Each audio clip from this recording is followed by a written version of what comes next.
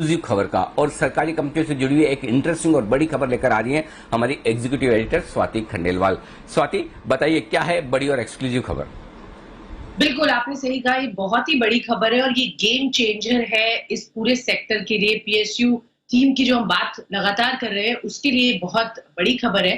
क्योंकि अगर आपको याद होगा, हमने लैंड बैंक पॉलिसी पर बात की थी और अब जो होने जा रहा है वो ये कि ये रेडी है। सूत्रों में बता रहे हैं कि दीपम ने ये पॉलिसी पूरी तरह से अब तैयार कर ली है और इससे ये होगा कि जो बीमारी पीएसयूज के लैंड की वैल्यू अनलॉक होगी। और यही बात हम लगातार कह रहे थे आपसे बहुत समय से, और ऑब्वियसली इस पे बहुत काम हुआ। नीति आयोग से मिलकर दीपम ने इसका बहुत 2 साल रफली लग गए इस काम को पूरा करने में। एक स्ट्रक्चर अब फाइनली ये तैयार हो गया है और अब क्या होगा कि लैंड बैंक कंपनी का पूरा स्ट्रक्चर कैबिनेट में जाएगा और उसका अप्रूवल मिलते ही जो बीमारी पीएसयू कंपनीज हैं उनकी वैल्यू अनलॉक होगी। मैं आपको बता दूं, सरकार एक एसपीवी बनाने जा रही है जिसमें पीएसयूज की लैंड ट्रांसफर होगी। यानी सारी पीएसयूज अपनी जो लैंड है, उनके एसेट्स हैं, स्पेशली बीमारी कंपनीज, उनके लैंड इस एसपीवी में आ जाएंगे। और इस एसपीवी में आने के लिए सरकार लैंड वैल्यू की ऑलमोस्ट 1/3 यानी 33% रकम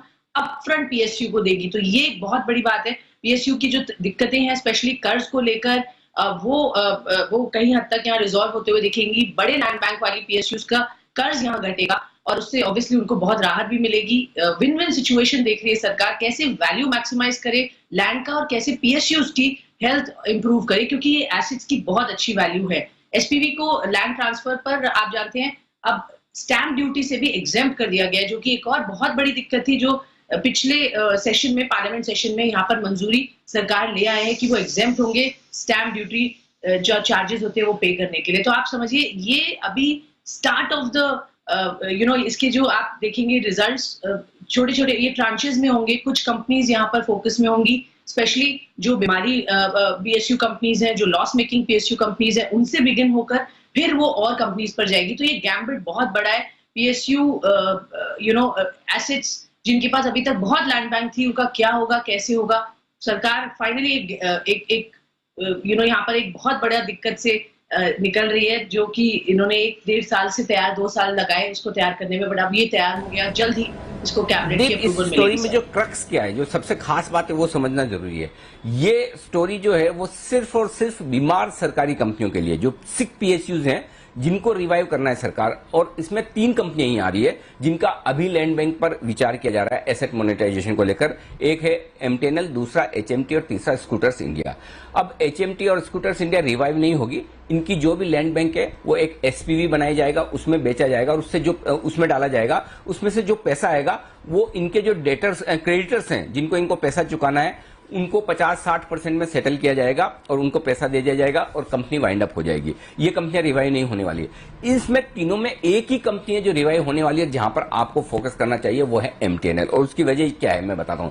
एमटीएनएल में जो पैसा देना है, इन्हें सिर्फ वीआरएस का देना है एम्प्लॉइज को, और वीआरएस का 2 से 3 हजार करोड़ की जो लाइबिलिटी है वो पैसा एमटीएनएल को चाहिए। सामने 10,000 करोड़ से ज्यादा का उसके आसपास का लैंड बैंक है। अब होगा क्या, एक एसपीवी बनेगी, उसमें ये लैंड बैंक शिफ्ट हो जाएगा।